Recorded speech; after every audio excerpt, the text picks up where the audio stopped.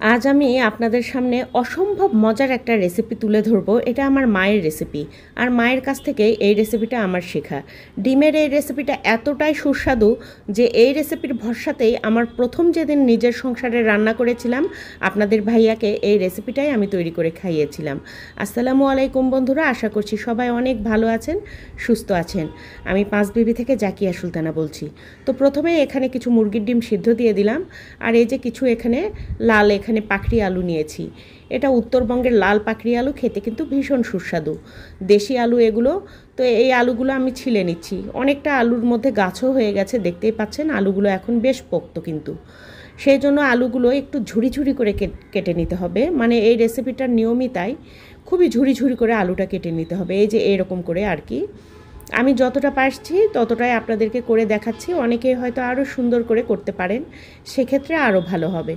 আর যারা পারেন না একান্ত এরকম বটিতে ঝুড়ি ঝুড়ি করে কাটতে, তারা কিন্তু গ্রেটারেও করে নিতে পারেন। তো আমি এরকম করে আমার প্রয়োজন মতো বেশ কিছুটা আলু এরকম ঝুড়ি ঝুড়ি করে কেটে নিচ্ছি। এখানে যতগুলো আলু নিয়েছি সবটা লাগবে না। তো বন্ধুরা, এখানে ডিমটা সেদ্ধ হয়ে গেছে, আমি একটু ডিমটা ছাড়িয়ে নিচ্ছি, ডিমটা খোসা ছাড়িয়ে নিচ্ছি। আর একটা ডিম এরকম একটু এবড়ো থেবড়ো হয়ে গেছে, ফাটা ছিল তাই। তো যাই হোক, এরকম করে আমি একই রকম করে সবগুলো আর কি ছাড়িয়ে নেব যতটা পারবো আর কি। নতুন ডিম খোসা ছাড়াতে চায় না, অনেক সময় এরকম হয় আর কি। তো আমি এখানে মশলা তৈরি করে নিচ্ছি। প্রথমে নিয়েছি এখানে 1.5 টেবিল চামচ পোস্ত দানা।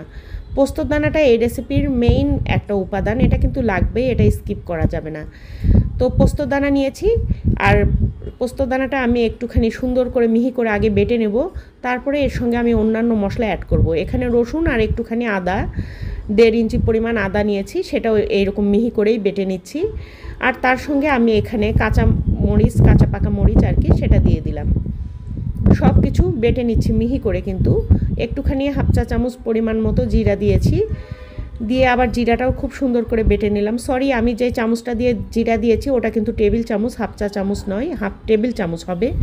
তো দিয়ে মশলাটা মিহি করে বেটে তুলে নিয়েছি, এবং পাটা ধোয়া পানিটাও আমি নিয়েছি। মশলার পানিটা অযথা কেন ফেলে দেব। তো ডিমটার গায়ে একটু চাকু দিয়ে এরকম ফালি ফালি করে নিচ্ছি হালকা করে, যাতে ভেতর থেকে কুসুমটা বের না হয়, আবার ভেতরে খুব ভালোভাবে মশলা ঢোকে। আর তেল গরম করে একটা কড়াইয়ের মধ্যে ডিমগুলো হালকা করে ভেজে নেব। তো বন্ধুরা, এতক্ষণও যারা সাথে আছেন ছোট্ট করে একটা লাইক দিয়ে কিন্তু ভিডিওটি কমপ্লিট করে নিতে পারেন। আর আজকে আমার চ্যানেলটি যদি নতুন ভিজিট করে থাকেন, সেক্ষেত্রে বলবো সাবস্ক্রাইব করে দিয়ে পাশে থাকা বেল আইকনটি বাজিয়ে অল অপশনে একটা ক্লিক দিয়ে দিতে পারেন।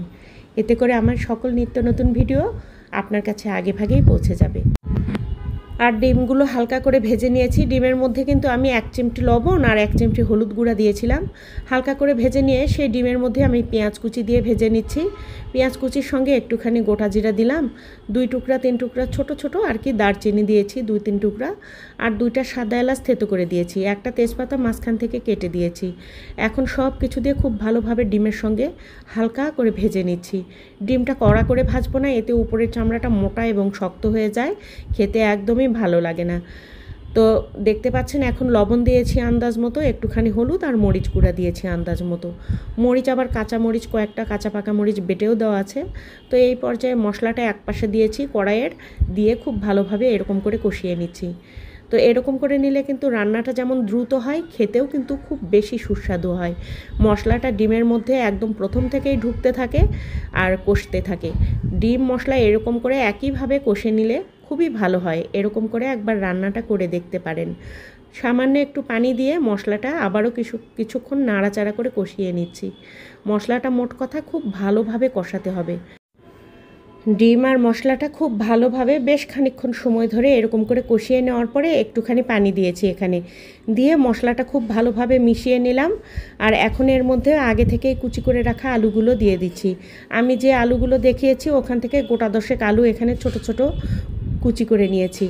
আর আলু কুচিটা মিশিয়ে দিলাম, আরও একটু পানি দিতে হবে, তাই আরও একটুখানি পানি এখানে আমি দিয়ে দিচ্ছি। রান্নাটা একটু জুসি টাইপের হবে তাই। আর ঢাকনা দিয়ে ঢেকে দিলাম। এখন আর কিচ্ছু করার নেই, বাস পানিটা কমে গেলেই নামিয়ে নেব। এখন পানিটা অনেকটাই কমে গেছে, দেখতেই পাচ্ছেন। আর এত সুন্দর একটা ফ্লেভার ছড়িয়েছে পুরোটা রান্নাঘর জুড়ে, আমার মৌ মৌ করছে সুঘ্রাণে। এরকম রেসিপি তৈরি করলে আপনার বাসায় রান্না হবে কিন্তু পুরো এলাকায় সুঘ্রাণ ছড়িয়ে পড়বে। একবার ট্রাই করে দেখতে পারেন, দুর্দান্ত স্বাদ। আর এই যে এরকম মাখো মাখো হয়েছে তখন নামিয়ে নিলাম, কারণ আলুর তরকারি একটু জুসি ভাব থাকতেই নামিয়ে নিতে হয়, তা না হলে একেবারে শুকনো খটখটে হবে। নামানোর পর ঠান্ডা হলে এটা অনেকটা টেনে যায়। আর এখন একটা সার্ভিং বলে সার্ভ করে দিচ্ছি। এত সহজ এটা রান্না করা, শুধু একটু বাটা মশলাটা রেডি করতেই যেটুকু সময় লাগবে ওই 5 মিনিটের মধ্যেই হয়ে যায়, সেটাও তো বেশি সময় লাগে না। মিক্সিতে করেও আপনারা করে নিতে পারেন, কোনো প্রবলেম নেই। তবে এই রেসিপিটাও অবশ্যই একবার ট্রাই করবেন ভাই এবং বোনেরা, আপনাদের কাছে এটুকু রিকোয়েস্ট করছি, কারণ রেসিপিটা আসলে দুর্দান্ত টেস্ট। আমার মায়ের এই রেসিপি আমি প্রথম সংসার যেদিন আমি রান্না শুরু করেছিলাম সেদিন এই রেসিপিটা দিয়েই আমি আমার সংসার জীবনের রান্নাটা শুরু করেছিলাম আর কি। এখনও আমি মাঝে মাঝে এই রেসিপিটা তৈরি করে বাড়িতে খাওয়াই। প্রত্যেকবারই এর সুস্বাদ আমাদের মন জয় করে নেয়। তো বন্ধুরা, আর দেরি কেন, ঝটপট এরকম একটা রেসিপি তৈরি করে নিন। আর বেশি ভালো লাগলে রেসিপিটা প্রিয়জনের কাছে একটা টুক করে শেয়ারও দিতে পারেন। আর কেমন লাগলো এটা আমাকে অবশ্যই কমেন্টে জানাবেন। তো বন্ধুরা, এই ছিল আজকের রেসিপি আপনাদের সামনে উপস্থাপন করা। আর এরকম সহজ সাধারণ রেসিপি, নিত্য প্রয়োজনীয় রেসিপিগুলো আমার চ্যানেলে আরও অনেক দেওয়া আছে, চাইলে সেখান থেকেও ঘুরে আসতে পারেন। তো বন্ধুরা, সবাই ভালো থাকবেন, সুস্থ থাকবেন। এতক্ষণ সাথে থাকার জন্য ধন্যবাদ। দেখা হবে পরের ভিডিওতে ইনশাআল্লাহ। আল্লাহ হাফেজ।